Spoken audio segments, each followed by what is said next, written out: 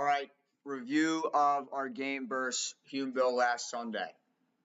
Starting off with some things, I've been really focused on possession lately for a long time, right? I've talked about not, forcing the ball forwards if there's no path forward. We try to go forward if there's a path. If not, we go to the sides. If not, anything open on the sides, we go backwards. Value the ball, keep possession. The longer we hold possession of the ball, the more we can off-balance the defense, create openings, and good scoring opportunities. So, starting out here with a few plays from Matt here, which are exactly what I'm talking about. He's doing a great job in these 3 plays. Just connecting simple passes, not trying to do too much, and you're going to see what it does for us. So we start out with this first play. Great stop from Zords. Matt receives it here in the half turn. Good stuff. Head up. First, he looks forward. Not a great option there. These players should be spaced out a little better. Ralphie, David, and Jackson. We need more width, a better shape there. We have a triangle, but it's too small. If Matt sends the ball here, or here, these guys in yellow are going to jump on him right away. So Matt sees that. He sees all this space, though, right out this, or not that one. He sees the space out here. He sees Hudson out there. Hudson's going to come here and watch what it's going to create. A great attacking opportunity for us here. Then we see Peter making this run in here. Right here, I would have sent that ball in this PK spot. Peter's making this run here. It's going to act like a decoy because this Hulmeville player in the headband, he's gonna fall Peter. But you get the ball to Peter here, he's at like a bad angle. So you could go there and then work the ball through different combinations, back up through the middle. But I would have sent it here because now you have our striker David one-on-one in open space in front of the goal. That's a matchup we like. Even so, right, we get a good kickoff Matt there. And it gets to Peter anyway, and it still works out. That's a great scoring opportunity right there. With your right foot, too, actually. But then we go over to this side, and you still get a great scoring opportunity. All right. Couple more, same stuff. Here, doesn't try and over-dribble. Simple pass. We keep the ball. Now we have a path forward. And again, creates a good attacking opportunity. All coming from that simple pass.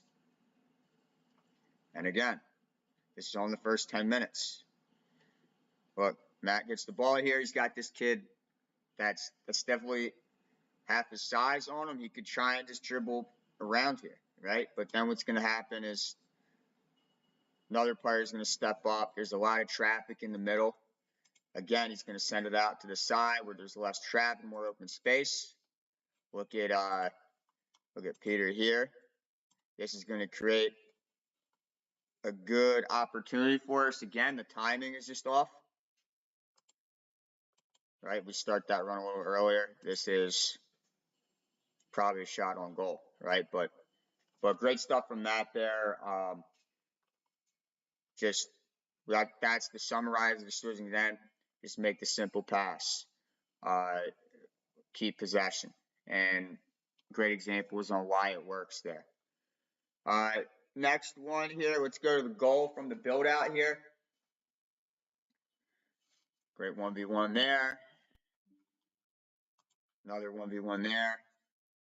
And we find David here.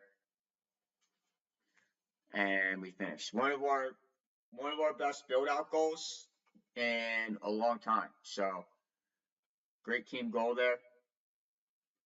Now we're moving on to some build-out options. We were a little confused building out of the back sometimes, even though we just had a good one there.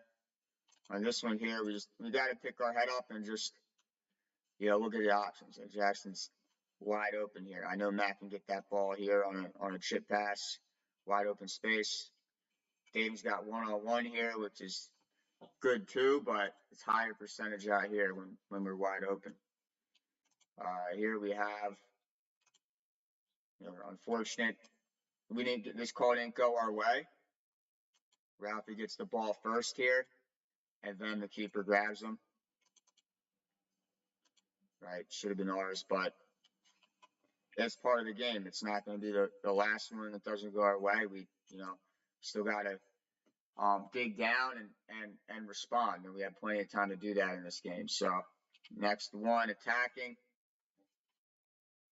and we're talking about our width here. So Frankie's going to get the ball here. Need to keep this pass on the ground here. That's the first thing, but it doesn't happen. Somehow the ball's going all over the place, and now we have the ball again.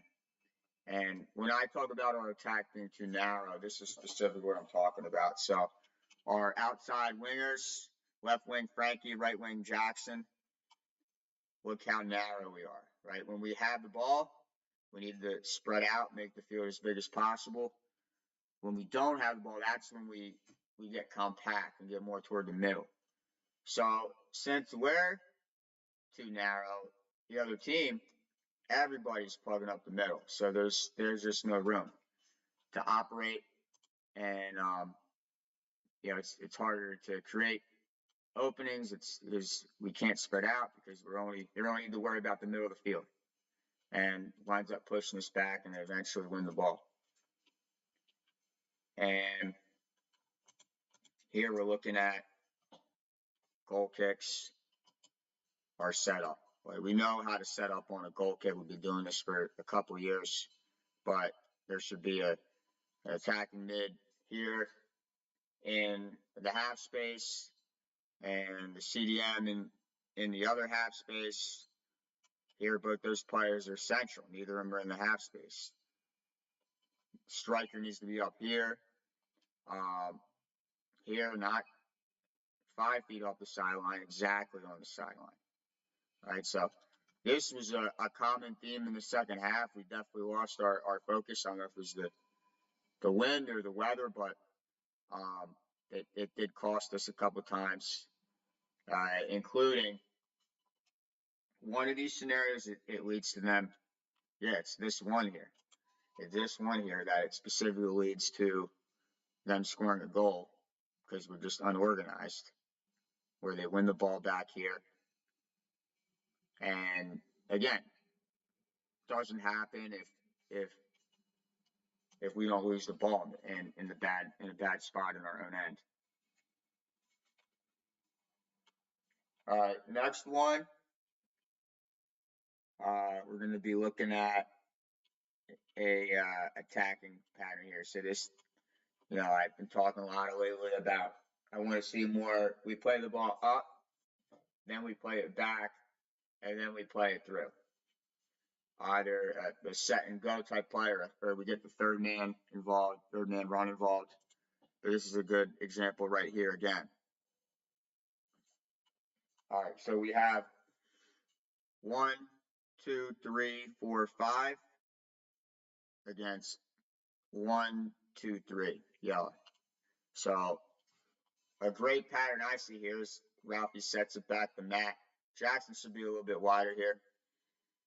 Ralphie sets it back, and then he just makes a vertical run the other way.